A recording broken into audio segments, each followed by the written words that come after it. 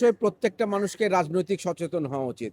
আপনি যে গঠনতন্ত্র যাই আছে প্রত্যেকটা সংগঠনের, আমিও যে সংগঠনে বর্তমান সভাপতি ডাইরেক্টরস গিল্ড অফ বাংলাদেশ, সেখানেও প্রথম কথাটাই লেখা আছে এটি একটি অরাজনৈতিক সংগঠন।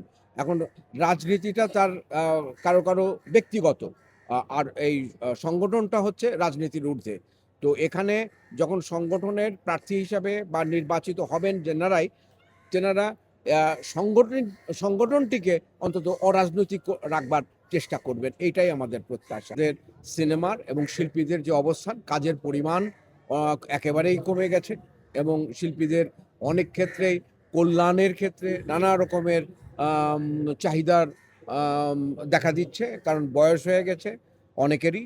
আ অনেকেই প্রায় দুস্থ জীবনযাপন করছে।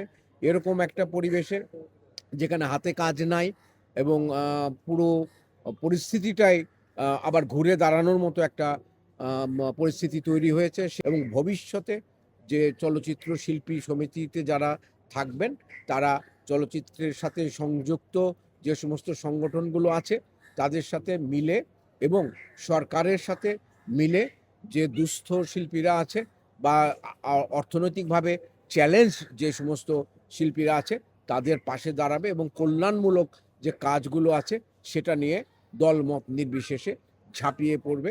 এই হচ্ছে আমাদের প্রত্যাশা।